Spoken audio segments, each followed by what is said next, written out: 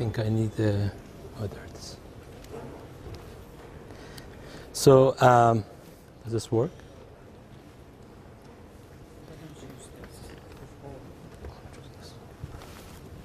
Okay.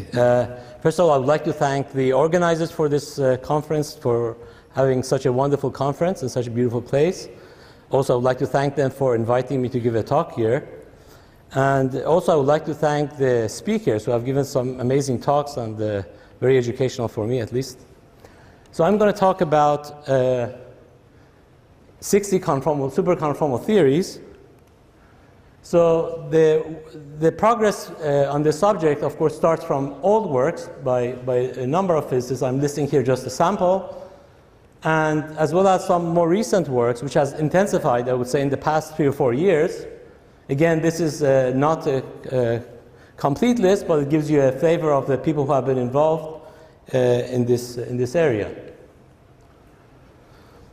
So the plan for my talk is, first of all, to describe the motivation for studying 60 superconformal theories, and then study briefly or go back to the usual case, the simplest case, the 2,0 case, and its ADE classification.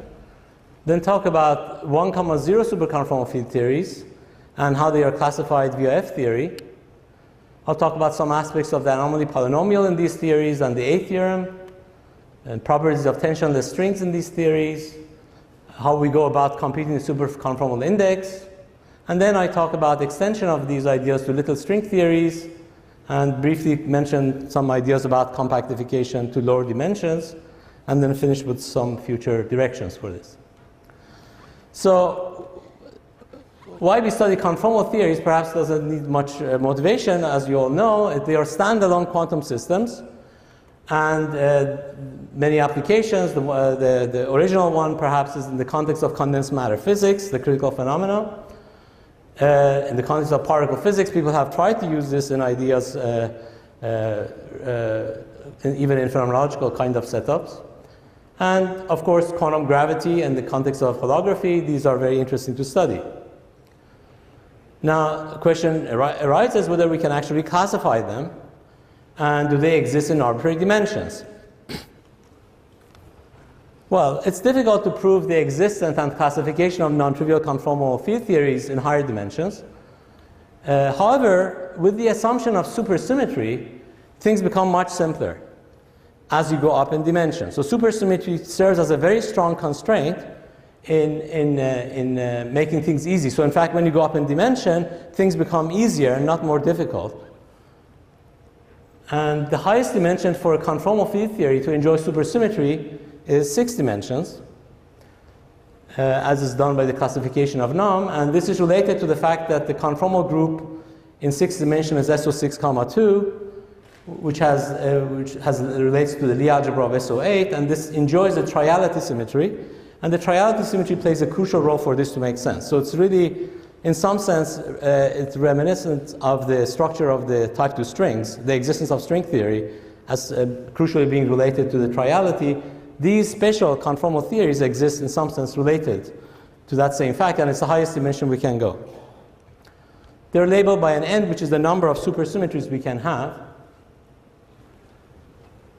Now, there are 2 types of superconformal theories in 6D. Either n is 2, 0 or 1, 0. And I will explain why later. And what we know about them is that, well, we think they exist. That's number 1. The main argument is really based on string theory. And they involve tensionless strings as their basic ingredients. When you go to the conformal point, instead of getting light particles or massless particles, you get massless strings or tensionless strings. We have no Lagrangian formulation for any of them. So these are totally mysterious theories from that viewpoint. The 2, 0 case is classified by an ADE classification. The 1, 0 case has also been classified, we think, in terms of some generalized quivers, which are a bit more intricate. Many interesting conformal field theories in lower dimensions can be obtained by compactifying these theories on various different manifolds. So you start with 6D and you go down to these different, from different paths with different manifolds to lower dimensions, and you generate a huge list of conformal theories that way. In fact, you can also presumably break supersymmetry and obtain non-supersymmetric theories that way as well, even though most of the study has been done is on the context of superconformal symmetry, preserving some supersymmetry. And conjecturally, in fact, it's possible that all lower dimensional CFTs can be obtained from these 6-dimensional theories. We know that from the examples, we obtain a huge list, and perhaps all of them, we do not know. And the dualities in lower dimensions become geometric symmetries from the viewpoint of the 6-dimensional theory. Depends on the choice of the manifold, and cut and paste of them will give you duality symmetries in lower dimension. So in a sense, the 60 superconformal theories could be in some way a mother of all CFTs and dualities in them. So understanding these theories is a basic key point for understanding all conformal theories, perhaps. Some basic algebraic results based on realization of unitarity and superconformal group. I'm going to be using abbreviated references. I hope you don't mind. If you go back to my talk, which will be on the website, you will probably be able to identify them by looking at the first page of my talk, which is who are the key people. There's some degeneracies on some letters. I apologize in advance. So the first thing is that OSP 6,2/n, which is a superconformal group in 6D, can only be realized with n equals to 1 and 2. And this is related to the existence of stress tensor. So that's number 1, or 0 in fact. Number 1 is the conformal fixed point has no moduli which preserves superconformal invariance. So there's no moduli space. That's easy. We don't have to study that. To go away from the conformal fixed point, we can only give VEV to fields. Usually in lower dimensions, we usually have two options. Either we give VEV or we add some operator to the action. Here, to go away, you only have one way to do it, and that's giving VEV to the operators. And there are two basic ways we can do that, by giving VEVs, which takes you on tensor branch, which is the analog of the Coulomb branch in 4 dimension, or the Higgs branch. The 2,0 theory has SO5 R symmetry and has no global symmetries. The 1,0 theory has SU2 R symmetry, and this SU2 R symmetry continues to hold on the tensor branch. It can also have additional global symmetries. Okay, so those are some basic aspects of these theories. So we come to the first case, the 2,0 case. As we well know, these are believed to be classified by ADE, and the simplest string construction of the A case involves a very simple system. You take M5 branes, n coincident M5 branes, and we believe that the infrared limit of n coincident parallel M5 branes is a conformal theory, which is this 2,0 A class. And the conformal theory has no adjustable parameter as expected. There is a deformation away from the conformal point, which separates the M5 brane by giving expectation value to a scalar in the tensor multiplet. And there are M2 branes which are stretched between these M5 branes, give rise to strings on the boundaries whose tension is proportional to the distance between these M5 brane, which is the VEV of the scalar field. So evidence for their existence, well, one evidence is holographic realization via ADS 7 times S4. So that's a good news. More recent evidence is based on bootstrap. And this group shows that if you look at the 2 and 3 point function of the energy momentum tensor, by the amount of symmetry for 2,0, that's uniquely fixed by some parameter, some number C, which depends on which case you're in, A or D or E. And there are various arguments what this C should be. It is in terms of the group properties like dual Coxeter number and so on. And they check this prediction for the particular case A1, and they find strong evidence that the bootstrap actually gives you rise to the 2-point and 3-point function of the energy momentum tensor, predicting basically the C, this central chart, the C value for the A1 case. This is already a very interesting example where power of bootstrap extends all the way up to 6D to the most supersymmetric theory, and this is very promising. The D and the E case cannot be realized naturally in M theory. Type 2B is more powerful for this. So we look at the infrared limit of type 2b on the singular locus, C2 mod gamma, where gamma is one of the discrete subgroups of SU2, and in this case we get A, D, and E. More precisely, this is actually gives rise to what is called little strings, but the particular limit of it we take will give rise to the also the superconformal fixed point. The blow-up of the ADE singularity, which corresponds to going down the tensor branch, gives size to the spheres, which are singular at the orbifold point. So the eighth case corresponds to the usual Dynkin diagram, and then you get, for the D and the E case, the usual Dynkin diagrams, where each sphere corresponds to blow-up of the singularity and whose size is controlled by a scalar in the tensor multiplet. We get strings by wrapping D3 branes. So we're in type 2b, so there are D3 branes. We can take the D3 brane, wrapping around the 2-sphere, so it gives you a one-dimensional string whose tension is proportional to the volume of the sphere, which is related to the expectation value of the scalar in the tensor multiplet. So as expected, you have some strings whose tension relates to the volume or the expectation value of the scalar. There's a duality between M-theory picture and type 2b. Basically, the picture looks like this. So if you take M5 branes, you stack them up next to each other. If you use the M-theory to type 2a to type 2b duality, so M-theory to type 2a converts these M5 branes to NS5 branes.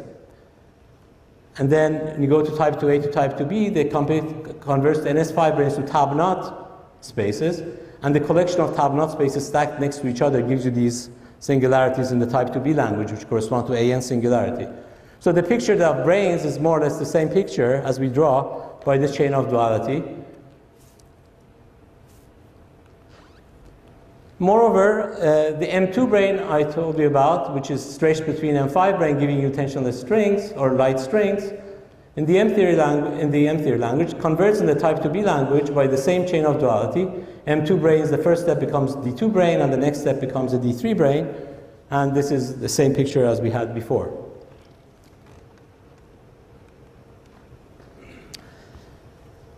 Let me move on to 1, 0 superconformal field theories, which are more recently studied.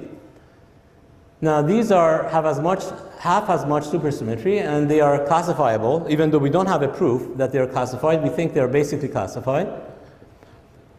The idea is based on realization of them via F-theory. So, and in some examples, I will mention some examples, they can also be constructed via M-theory, but not in the full generality. So in some large class of them, you can actually get them via M-theory, but not in all. And let me remind you what basic construction in F-theory is. So we want to go down to 6 dimensions. So to go down to 6 dimensions in F-theory, we need elliptic threefold, which in the type 2b means that we have a 2 complex dimensional base, and the elliptic fiber, which determines the coupling constant of type 2b, could potentially vary over the base, and it could have, in particular, singularities of elliptic fiber at some points. So let me go back to M-theory and give you some examples of how they look in the language of M-theory for these 1, 0 theories. The simplest class is the same we started with, the A class, M5 branes. But this time, instead of taking it in flat space, we just put them in the background of an ADE singularity. So this is not, so I hope this is not too confusing. There are 2 notions of ADE appearing here. One is in the notion of what are the M5 branes. So I called this AN before, or AN minus 1 before. But there's also the singularity they are probing. So the ADE here, which is yet a different ingredient. Notice that in M-theory, an ADE singularity appears on a codimension 4, which means in 7 dimensions. So this is a 7-dimensional locus, whereas M5 brane are 6-dimensional. So it leaves 1 dimension between them different. So you can place the M5 branes on the line of the ADE singularity. So you can study the theory where there are n M5 branes on this line, on the line of the ADE singularity, and if you bring them all together to one point, that corresponds to a conformal theory. Again, you get the usual strings as we discussed before, by taking M2 branes stretched between them, and similarly, if you go now to the type 2b, or more precisely in this context, you can do it in terms of F theory, you have the M5 brane ingredient gives you the before you put any ADE singularity, as we discussed, the M5 brane gives you the AN singularity of type 2b, and putting the background of AD gate singularities, AD singularities corresponds to wrapping 7 branes in the type 2b language, where the type of the 7 branes will determine which kind of gate symmetry we get. For example, if you have E-type, you'll have to put E-type 7 branes, and you get some kind of matter between them and some kind of gate symmetries which are punctuated by the presence of these M5 branes. The same story with the D3 branes, again wrapping them, but now they are more interesting because they interact also with the 7 brane, which is wrapping the same sphere. So you get more interesting structure for these strings. Another example you could study are the M5 branes at the Hojava-Witten wall. So you take an M5 brane near the wall, and in the F-theory picture, these points are corresponds to, again, the same points in the M5 brane, in the type 2b tab-knot geometry. But then it turns out that the point of the M5 brane near the wall, instead of giving rise to a sphere with the usual sphere, you get a sphere which I've labeled here by 1. And what does that mean? Well, in the context of the AN singularity, the spheres, for example, for the A1 singularity is cotangent of P1, which means the normal bundle is the O-2 bundle. So the number 2 here just refers to that fact, that's a cotangent of P1. So these two are cotangent of P1 because these are the same geometry as we had before, but the sphere that you get in this case, the last one, turns out not to be the cotangent of P1. Instead of an O-2 bundle, it's the O-1 bundle. O-1 bundle does not give you something which is Ricci flat. So that if you naively took type 2b with an O-1 bundle on P1, that would be bad. It would break supersymmetry. However, that is not a problem in the F-theory context, because what happens is that the elliptic fibration is non-trivial over the O-1. The elliptic fibration can be taken to be trivial over the other ones, which means the coupling constant of type 2b can be taken to be constant. But over the O-1, it cannot be taken to be constant, and it will have, in particular, generically 12 points, which it degenerates. And so, as I said, these are the normal bundles for the geometry.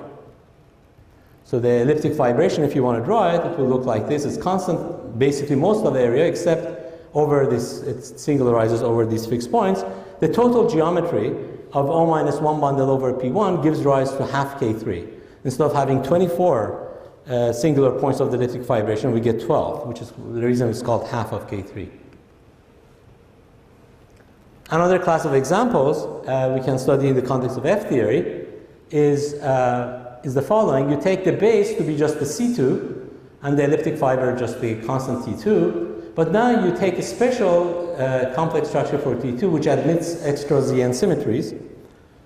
So in this context, you can take some nth root, so suppose alpha has some nth root of unity, alpha to the n is 1, and assume that alpha to the minus 2 is a symmetry of T2, which means not all the n's are allowed, because the symmetries of T2 are either Z2, Z3, Z4, or Z6, which gives rise to the numbers 2, 3, 4, 6, 8, and 12 to n. The reason you get this 12 is, remember, this is squared.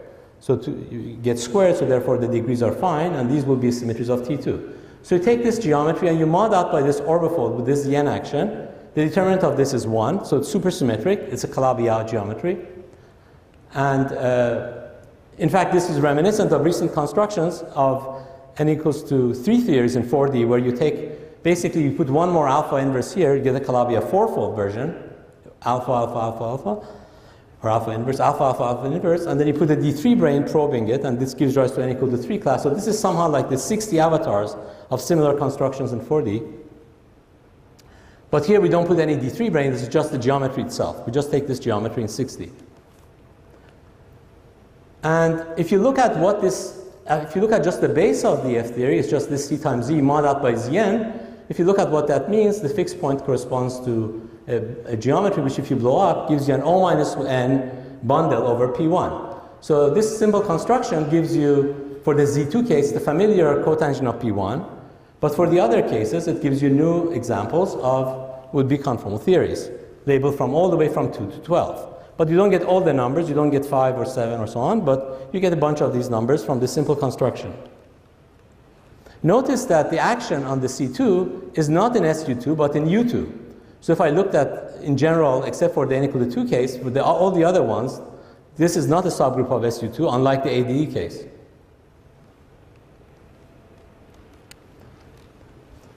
So it turns out that if you do this construction, you find that for the O minus n over P1 case, the construction I just told you, for when n is bigger than 2, you necessarily have some kind of thing going on as a brane or 7 brane on the P1. So you have non-trivial gate symmetry automatically forced on you. And these are the least amount of gate symmetries you will get. The least amount of gate symmetries that you will get for them will be these.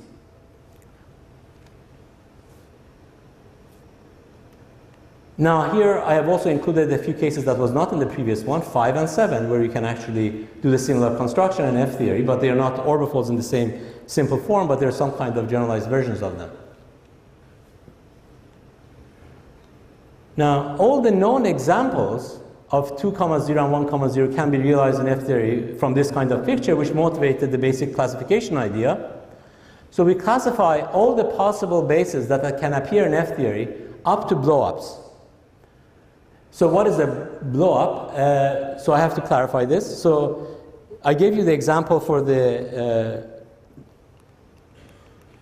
O minus 1 theory, this one. This one actually, if you shrink it down to 0 size, it leaves no imprint on the two-dimensional space. Unlike the A1 singularity where there's a singular point, if you shrink this guy, you actually cannot detect it. The only way you can detect it is if you keep track of the elliptic fibration, where something is there. So there is something going on, but you have to keep track of the elliptic fiber. So if you just look at the base, you don't detect it, and you take a point in the base of the F theory and you blow it up. This is the blow up of a point, which is non-singular. This gives you rise to the curve, which is 1. This is a very exceptional situation here, and the fact that it's next to this wall means that it's going to enjoy the E8 gate symmetry, which lives on the Ojava-Witten wall, as a global symmetry. So this O minus 1 theory will have a global symmetry, and it's a very important basic ingredient in these theories. So the idea for the classification is to first study all the possible bases which allows these minus 1 curves to all be shrunk down. So shrink everything you can, that means the minus 1 curves, and see what you end up with, and classify all of those. And it turns out once you do that, all of them can be written in terms of 2 complex dimensions, mod out by some discrete subgroup of U2 instead of SU2, but not arbitrary subgroups of U2 arise. Some specific subgroups arise. Of course, the ADE is a special subspace of this, subcase of this.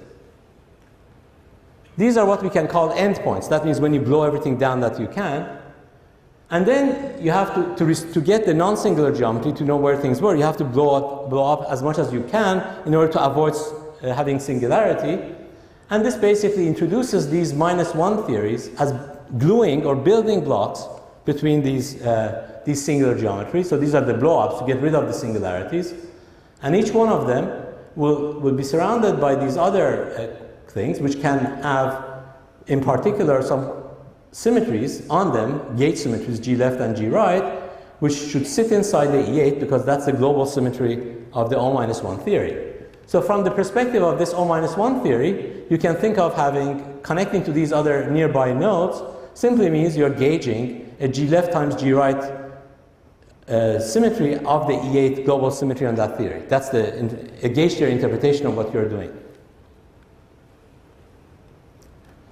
So there's some M theory examples. So if you take M theory interpretation, let's consider M5 brane probing D and E singularities. For example, let me just give you one example. Say you have 2 M5 branes probing the E7 singularity in M theory. And it turns out an amazing thing happens. The M5 brane now splits up. And this splitting up is mirrored in the F theory language by understanding what are the geometry of this blow-up symmetry. So we understood this from the blow-up perspective, from exactly what kind of P1s can appear with what kind of gate symmetries. And so this is basically fractionalization of M5 brane probing the E7 singularity to different pieces. So the E7 I was just talking about, where that this groups comes from gluing up, having these particular glue theories, these one theories, next to some of the other more basic building blocks. And so we get this kind of chain. If you do the same thing for SO8, or some other groups, you get some different kinds of chains here. For E6, you get this chain and so on. So this is as far as some general examples, but it gives us rise to this pattern that if you want to have M5 brane probing E6 singularity, we could call that morally an E6 times E6 bifundamental, so to speak. If it were the A case, and you put an M5 brane, you get a bifundamental matter in the SUN times SUN bar representation. Here, the same thing happens, but now it's not just the regular matter representation, but a conformal system. So M5 brane probing E6 singularity gives rise to a conformal theory, which has, if you blow up, it has three scalar fields corresponding to the tensor branches, which correspond to the O-1, O-3, and the O-1 curves. And if you do the same thing with E7 and E8, you get some similar picture. So these pictures we understand from the perspective of F theory, and there's no easy explanation, easy simple understanding in the M theory language.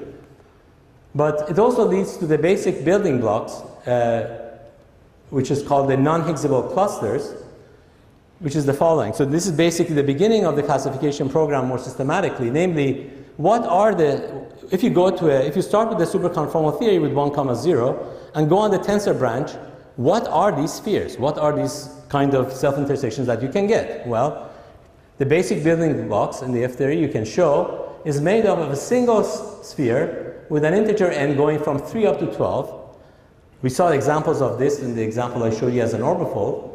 But then there are also the other ones. There's three other exceptional cases involve the O-3 and O-2 curves. So there are three exceptional cases like this.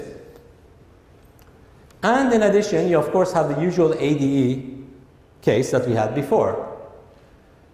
So we use these as our building block, pieces of Legos, and then the only rule we have to glue them is to use this O-1 theory. So that's the only allowed way to glue them together. So you use these as what are these called non-Higgsable clusters, you use them and you connect them via this O-1 theory.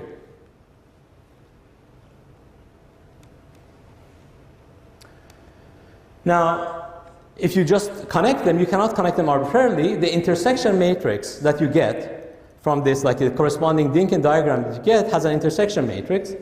It has to be, depending how you read it, either positive definite or negative definite. Depends on whether you think about O-2 as a -2 in the diagonal or +2. So let me just use here terminology positive for now. So this is related to the kinetic terms for the scalars being positive definite. And they are not allowed to form loops. Now, if you try to connect to loops, you can in principle get a positive definite matrix, but the problem is you cannot embed this in F theory. So the F theory construction tells you it is only made of trees. So you're supposed to make of trees and use these basic building blocks, and you can use O-1 curves to connect them, and you have to make sure that the matrix that you get is positive definite. That's it. You have to classify this. And so it's beginning to sound not too difficult. It looks like some algebra problem. And it turns out that it is possible to do this, but it's helpful to actually introduce a terminology for me to say what the answer looks like. So it's useful to divide these non-Higgsable clusters to two groups, the D and the E type. By that I mean, remember there was these the O-n theories, which were 2, 3, 4, 5, 6, etc., which had some gauge groups on top of them, the minimal gauge groups they could have. So if they have D or E gauge groups, SO8 or E, I call it DE type. Or if you had the lower ones, 1, 2, 3, or 2, 3, or 2, 3, 2, or 2, 2, 3, and 5, these don't have DE gauge symmetry. So I will separate these building blocks with these pieces. This is, of course, the gluing guy, which I use to glue things together. And then there's this terminology for these I's, which correspond to this, the analog of the 1, 2, 2, 2 theory, which corresponds to n M5 brane probing the Hojava-Witten wall. So that's another kind of a notation I'm going to introduce, depending on how many M5 branes are next to the wall. So these are some of the basic ingredients. And so we introduce a generalized kind of a quiver where, which looks like this. We have DE type curves. These are depending on which one of them we choose, This is we have a label for the group. And then we connect them with some links. But these links are complicated combinations of the non-DE type building blocks. So it could be made of 1 or 2 to 3 or 5 and so on. So when I talk about the line, this line could be this collection, for example. So it's not just a simple bifundamental we are used to, but it's a generalized notion of such things. So it will have some kind of links of this type. So the final answer is that when you try to find what are the possible things that you end up on the tensor branch, you get something which looks like usual Lincoln diagrams that we are familiar with. Namely, you can get typically a long chain. So the tree is not too unwieldy, in other words. It could have, a priori, you might have thought this could be a very unwieldy problem, but the answer turns out to be relatively simple. Generically, it's just a long chain, but it could have some decorations at the end, where these are those DE type nodes, and these are the non-DE type links made of all these different things. The groups that live on these guys have some interesting increasing structure. They embed into one another until the highest one, and then it stays there and then comes back, potentially. And these end nodes have some special features on what special things can happen. One can classify, and it's been classified, what are these end types. So you can recognize, of course, in this end story, the usual affine ADE is of this type too. So the usual ADE is also of this type. You have A, and the D and E have some extra things going on the boundaries. So here it's some kind of a generalization of AD diagrams. So there's some details here I'm sparing you, but one has to actually go about and classify exactly what are the possibilities, and it's a bit long list, but you can actually classify them. And here are some statements. And for example, these last two nodes that you can have, if there's more than one of these end things at the end, the one before the last one should be just a bunch of M5 brane probing Dojal width involved. That's these ILs or AMs or INs, but the rest of them could be non-minimal decorations. So this is all classified, and then, so this is classified as the base, and then you have to put gauge groups on them. So you have to put 7 branes on them, and that's easy to classify because of the anomalies. The theory 1, 0 is chiral theory, and therefore anomaly plays a key role. So anomaly cancellation restrict what are the possible 7 branes that you can get, and this gives you decorations that you can put on top of this. So that's the basic classification in the F theory for these theories. Do these theories have dualities? That's a very natural question. Are any of these two theories that I described the same in disguise? We have actually evidence that there are no dualities in this theory. At least we couldn't find one. The obvious ones we thought there should be there weren't there. For example, if you take this geometry, 12, 1, 2. So this is a sphere with O minus 12 on it, and this is O minus 1 and O minus 2 here. And considering it's also 1, 12, 1. Both of these theories, if you blow down this 1 and then blow down this curve 2 becomes 1 and this 12 becomes 11, and if you blow down one more time, so if you blow down this twice, you get the curve O minus 10 over P1. If you blow down this also twice, you get O minus 10 over P1. Now, you might have thought that these therefore must be the same theories, because at the conformal point, you are supposed to shrink these anyhow. So what does it matter if this blue curve is on top of this blue curve or next to this one? You might have thought that since you're shrinking everything, at the end they're all the same. That's what we first thought, but actually anomaly computation of anomaly polynomials shows they are not the same theories. So there are no dualities we could find among any of these theories. And we conjecture that all these theories are inequivalent. There are no dualities in 6D.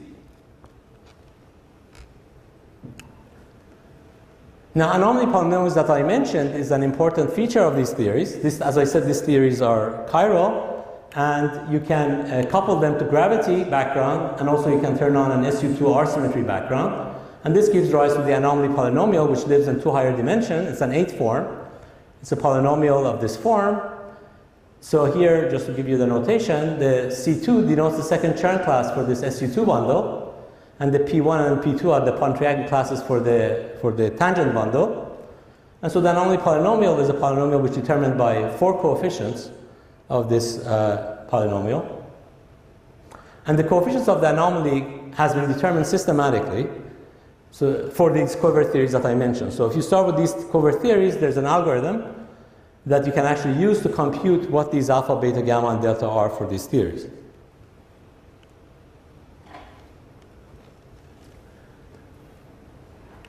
You can then talk about RG flows and the analog of the a-theorem for these 6-dimensional theories. So the analog of the C-theorem in 2 dimension has a generalization called a-theorem, which has been proposed a while back, which basically, in even dimensions, you take the expectation value of the energy momentum, trace of the energy momentum tensor, and there's a term proportional to the Euler class times some coefficient, and this a is the a function associated to the conformal theory. It's believed that a is positive and decreases along the RG flow. There's no proof of this in 6D, unlike in 2D and 4D for supersymmetric theories. One can expect a to be related to anomaly polynomials. So in the 6D, we don't have a clear understanding of why this object is a good C function or A function. Why does it decrease over RG flow? But unlike the lower dimensional case where we have a better understanding. But just as in 2D and 4D, for supersymmetric theories, A is related to the corresponding anomaly polynomials, and you might think this the same is true here, and it is. So based on various consistency argument, it was proposed that for superconformal theories, the 6D-A function could be computed using the anomaly polynomial. As I mentioned, the anomaly polynomial is captured by 4 coefficients, alpha, beta, gamma, and delta, and very specific combinations of them, actually perhaps surprisingly simple combination of them, gives you the A function. And they checked, and also there were further checks that showed that this A decreases along the RG flow by using this picture from the F theory. So this seems to be a good candidate for the capturing the RG flow, monotonicity of the RG flow.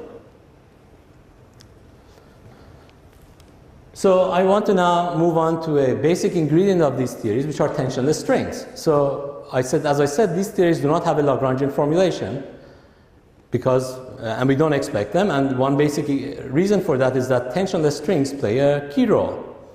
Well, you might have thought that, well, strings we are familiar with, and you might have something like a string field theory or something like that. So why not try something like that? So perhaps it's useful to contrast the fundamental strings with these 60 strings that you're getting to just get a base point comparison. So first of all, fundamental strings have a finite tension. There's no point in which they are tensionless.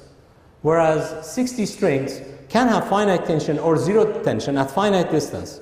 You can change the parameters in your theory and you get to zero tension. So that's one very basic difference with fundamental strings. These theories have, the fundamental strings of course has coupling constant. That's basic ingredient in trying to use perturbation series. There is no analog in 60 theories. There's no coupling constant. So that's not there.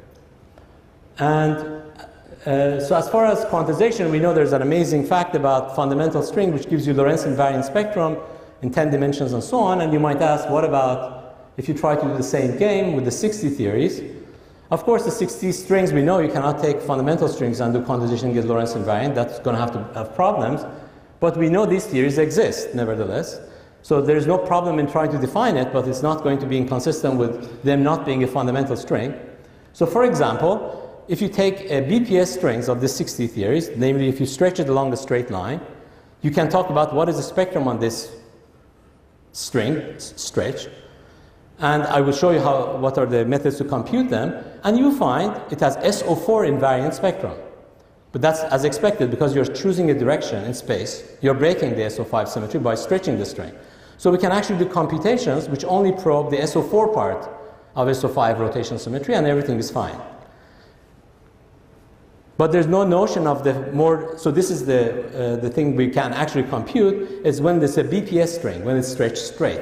If you take it to be contractible, which is what we usually do in fundamental string, we do not know how to compute the spectrum or what properties the string has. So that's the analog of the question here. We don't even know how to address really in this context. The 6D strings gives rise to BPS states, and they enjoy 4,4 supersymmetry on their worksheet if you are doing 2,0 theories. And in the case of 1,0 theories, they enjoy 4,0 supersymmetry. one can ask what is this 2D system, supersymmetric system is. Well, you can use various arguments in string theory and dualities in some cases to figure out what the actual degrees of freedom of this theory are. At least in the infrared, you can figure out what does it flow to. And we can then compute the partition function of these strings. So these strings live in 6 dimensions. So you can take the 6-dimensional geometry to be a 2-dimensional torus times R4. And you can wrap the strings around T2. So then you have a partition function of the strings in T2. You have this R4. You can take a twisted bundle of R4 over T2. You can take R4 as you go along the various cycles of T2. You can wrap them around and rotate. As well as if you have extra symmetries like there are in the 4,4 case, you can also use the other R4, which is the transverse R4. You can also twist those along T2. And you can compute the supersymmetric partition function of these supersymmetric strings, supersymmetric tensionless strings, and they will, in other words, what is called the elliptic genus for these strings, with fugacities turned on, which corresponds to how these bundles, how these geometry is twisted as you go along the cycles of the torus. So you can compute these in some cases. And it can actually be used to compute the superconformal index.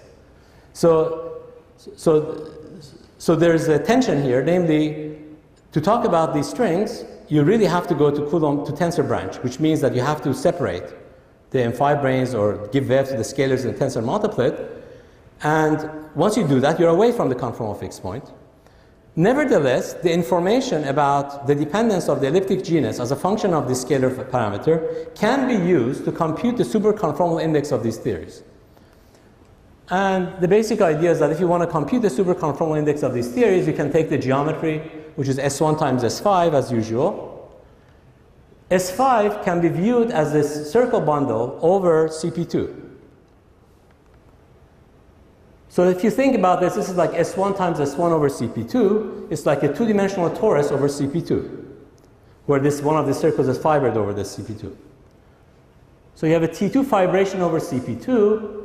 So if I draw this picture of CP2 as you're familiar perhaps in the context of toric geometries of CP2 or the PQ web branes of realization of the same picture, it looks like a picture like this. There are 3 corners. And you have the elliptic fibration, which is non-trivial inside, and over the corners, something happens.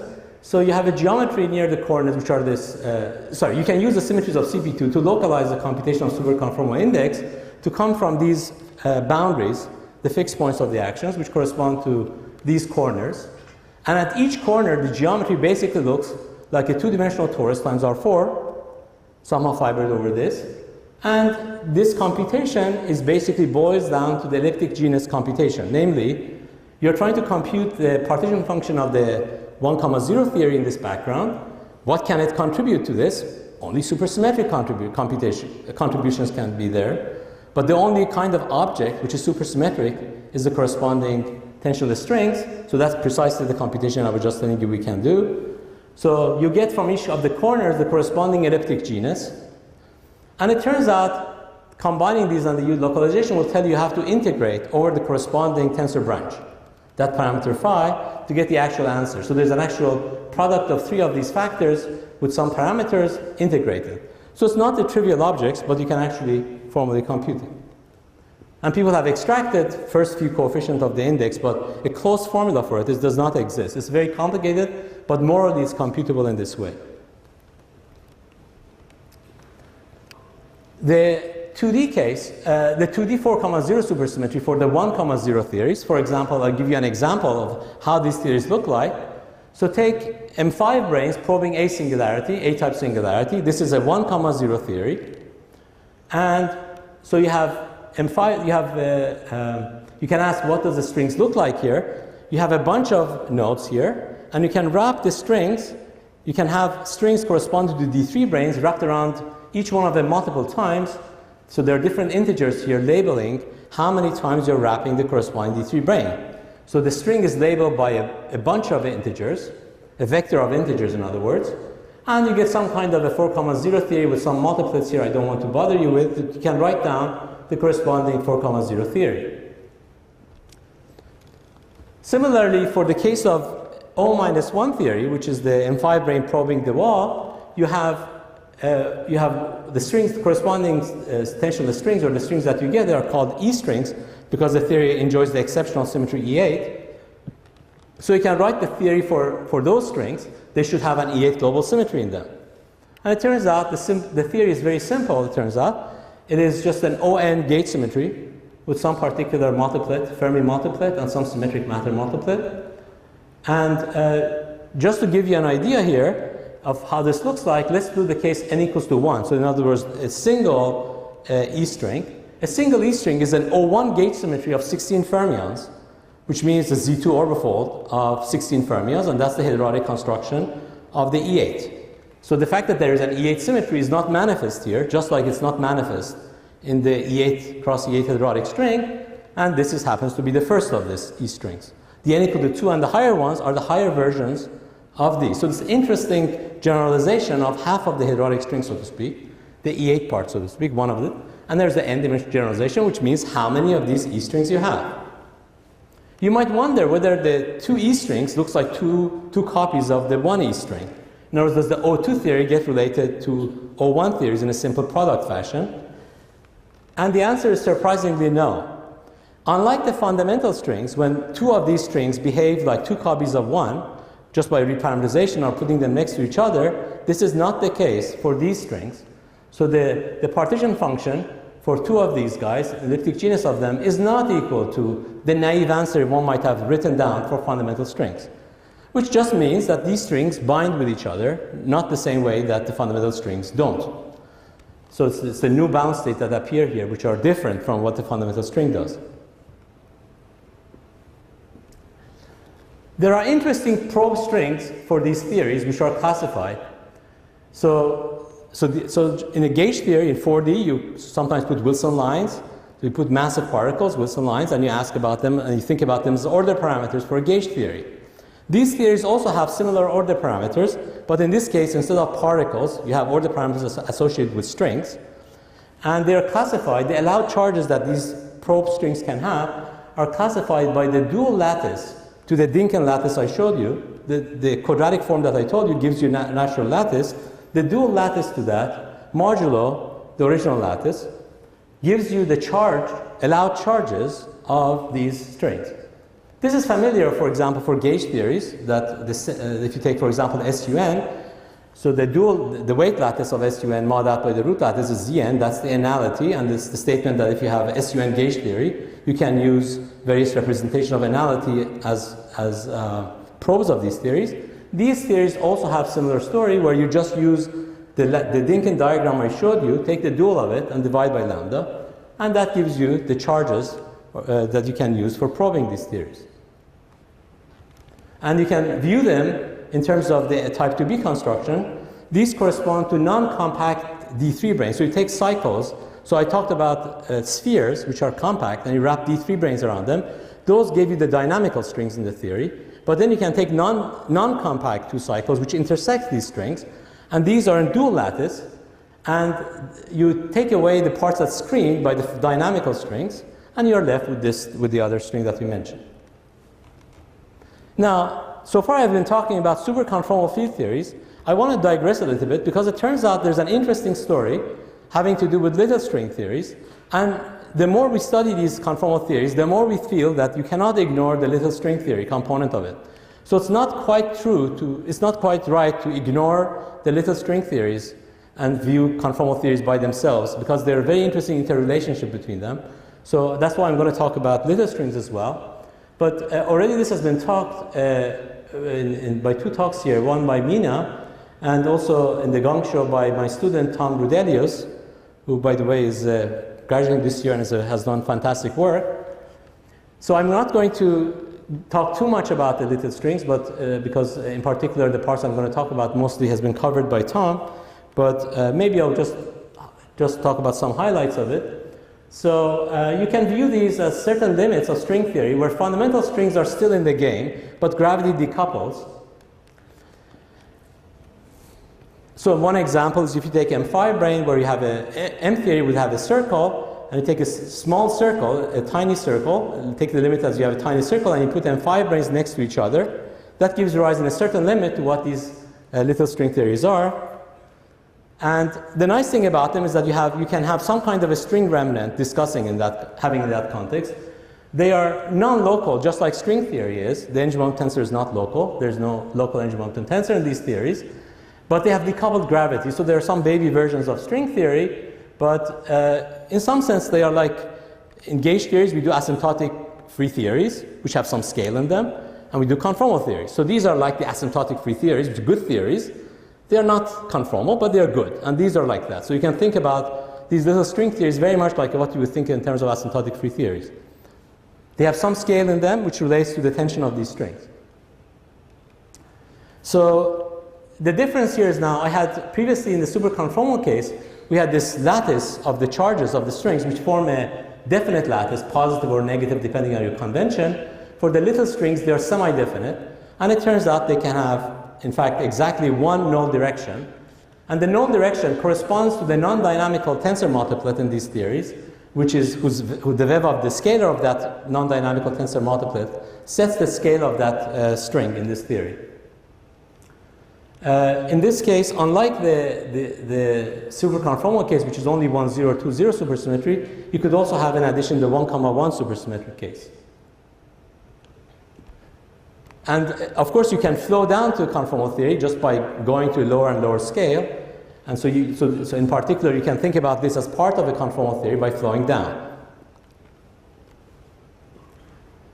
So I will not describe too much detail about these, but just want to say that simple arguments of linear algebra will tell you that the dimension of the null space, when you want to make this positive semi-definite, is either 0 or 1. So therefore, when it is determined as 0, there's only one null direction. And you can start with various geometries and talk about them, but I think I won't have too much time. But the basic idea is that it looks like the same classification we talked about before, except that previously I was restricting to positive definite in intersection matrix, and now we'll have semi-definite. We have one null direction.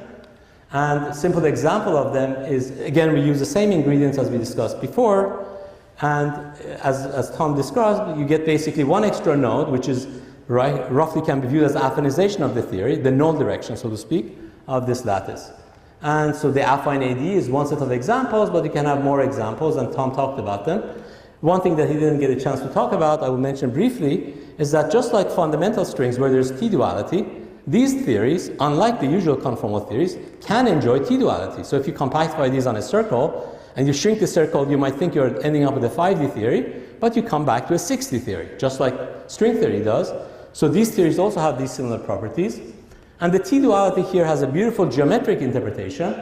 It turns out that if you take the F-theory realization, it's particularly clear, because if you have an F-theory, if you take two of these theories and you go down on a circle, you get a Calabi-Yau manifold downstairs in 5-dimensional. Because by the duality, you end up with the 5D theory, which is M theory on the same Calabi-Yau threefold. But it could be that a given Calabi-Yau three-fourths has two different elliptic fibrations. So you could choose one or the other.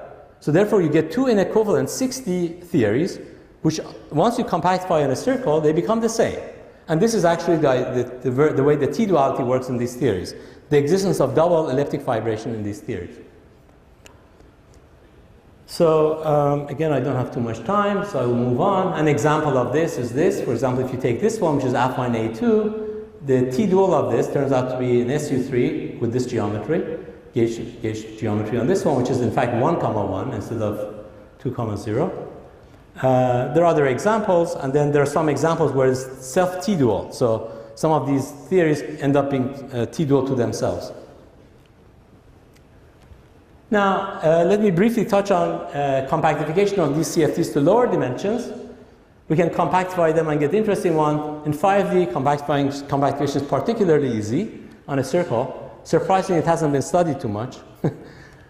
The 4D has been most studied in the context of 2, 0, as we well know, in the context of the n equal to 2 supersymmetric theories. These Guyotto theories has been intensively studied, and you can study them even including punctures and this and that.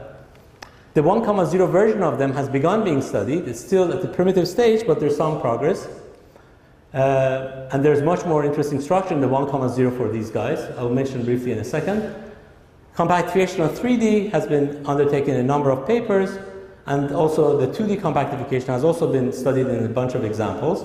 So all these cases have led to interesting insights into these theories. So I cannot go over really details of them, except just tell you what the common themes are. The dualities in the lower dimensions are translated to geometric statements about cutting and pasting of the geometry. So in some sense, it's a satisfactory explanation of dualities once we know these 6D theories exist. So that's why these 6D theories are fundamental to the study of dualities. The amount of supersymmetry adjusted can be changed by changing the compactification. And sometimes one can get some same lower dimensional theory from two different higher dimensional theories. So I'm being told I have zero time, so I will go very fast. Let me just say some things about at least compactification to 4D. So in the 4D case, as I mentioned, the 2,0 case, if you do it on a genus 1, it already gives you the explanation of the Olive-Montanan duality by the SL2Z symmetry of the T2. Now, if you take on a more general genus instead of genus 1, you can embed the SO2R symmetry inside the U1 of the U1 into the SO2R symmetry of the SO5, and this will give you the class S theories, which Gayoto studied. And you can also do something which breaks it to n equals to 1 if you take the corresponding U1 holonomy and embed it in a different way into the SO5R symmetry. And this gives you an n equals to 1 theory, which has also been studied, interesting class of those.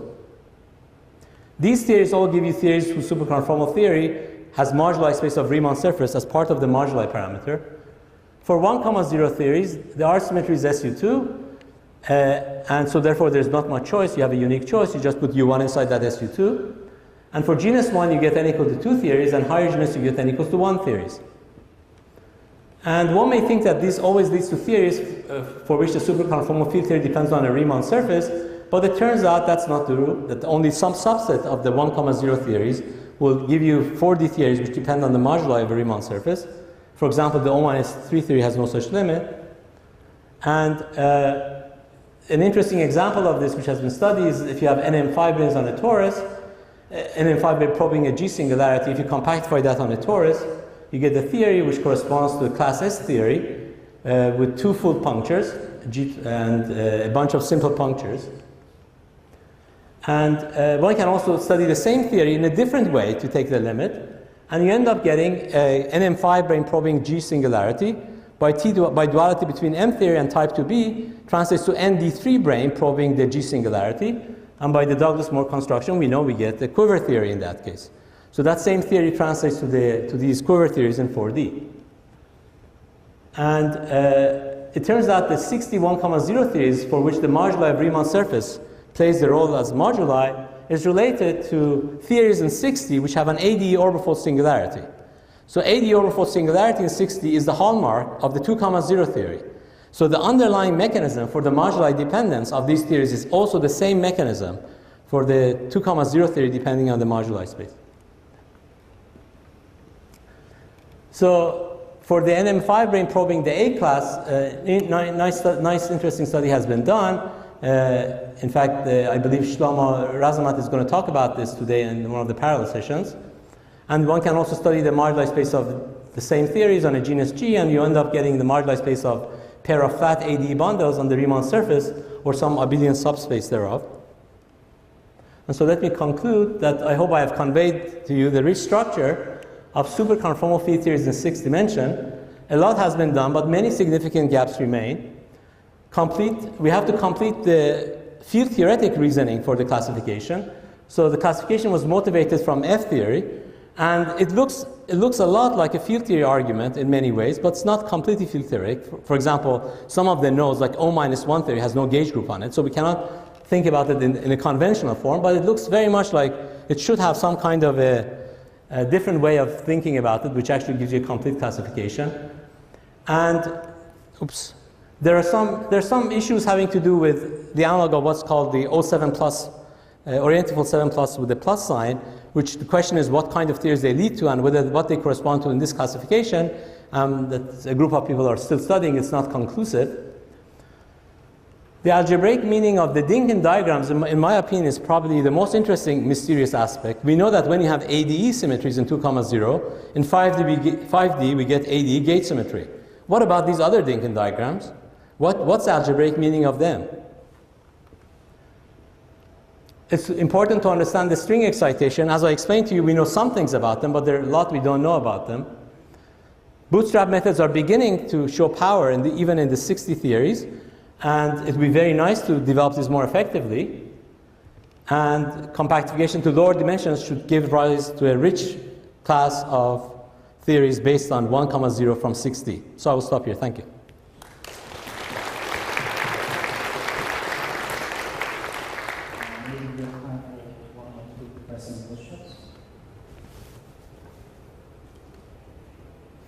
Question there?